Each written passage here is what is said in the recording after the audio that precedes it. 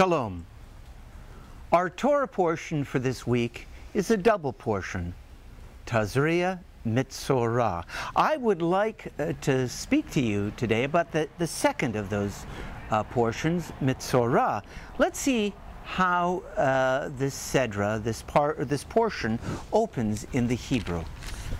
Vaydaber Adonai el Moshe lemor, Zot tihyeh Torat HaMitzorah Bayom Tehorato. The Eternal One spoke to Moses, saying, "This shall be the ritual for a leper at the time of being purified."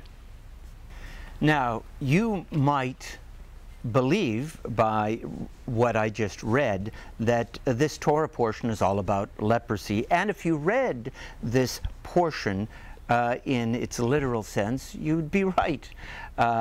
It would speak to you about the diagnosis of leprosy, the treatment of leprosy, the quarantine of people with leprosy, and their readmittance into the community after the high priest had declared them cured. However, the rabbis of old almost unanimously say that this portion is not about a medical condition, it's about a symptom, a plague that is caused by a spiritual imbalance.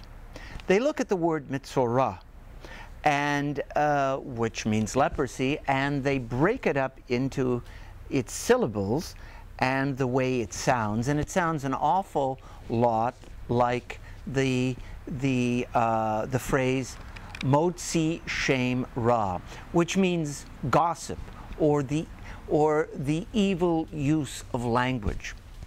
And they go on to tell us that what the Torah is speaking of here is actually a warning to use language in a righteous way, in a just way, in a truthful way, and instructing us that if we do not use language correctly, we can cause ourselves and our communities, even our nations, great harm.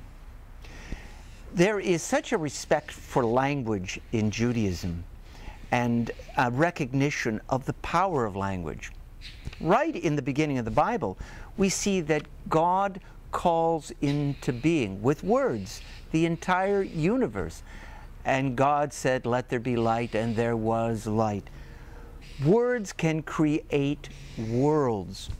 On the other hand, words can destroy communities, can destroy lives, can destroy nations. And we see a good example of this in Jeremiah chapter 9. Jeremiah, a prophet who prophesied in those decades leading up to the Babylonian exile in 586, attributes that catastrophe to language, the evil use of language. He writes, "For every brother acteth subtly, and every neighbor goeth about with slanders, and they deceive every one his neighbor. And truth they speak not. They have taught their tongue to speak lies. They weary themselves to commit iniquity."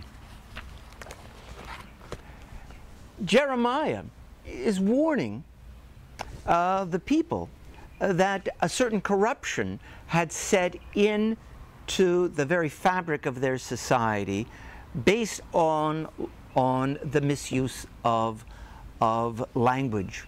People used language to rationalize the exploitation of the poor, to justify political power grabs. Jeremiah warns the people that this will lead to its doom. And sure enough, his words became, his predictions, his prophecies became reality. It seems to me that in this political season we should take the lessons from M'tzora very seriously.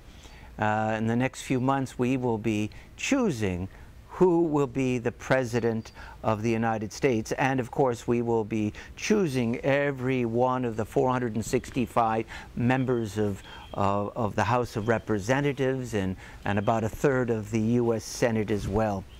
And we're going to hear, we have already heard a lot of campaigning during the primary season, but we are going to hear a lot of debates, a lot of claims that are made by this side or that side. We're going to hear a lot of distortions of other people's positions. We're going to hear half-truths. We are going to hear scare tactics. We are going to hear probably outright fabrications of other people's positions. And we as a society should demand from our leaders, and we should demand it from ourselves as well, the proper use of language.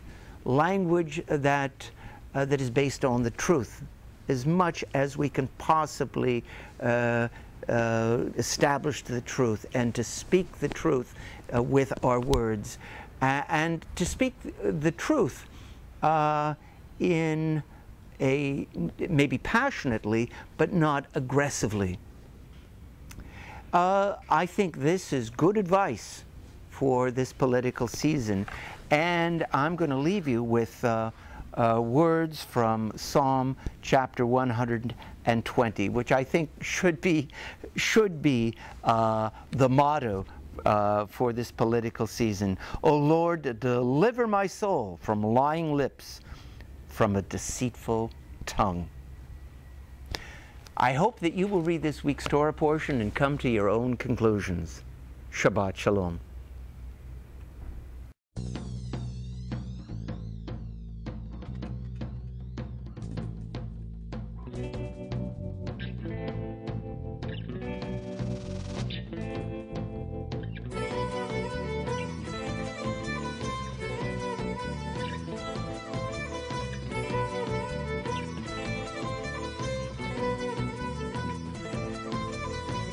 أبا الشمعون كن بعوني لا دعيتك عينني أبا الشمعون كن بعوني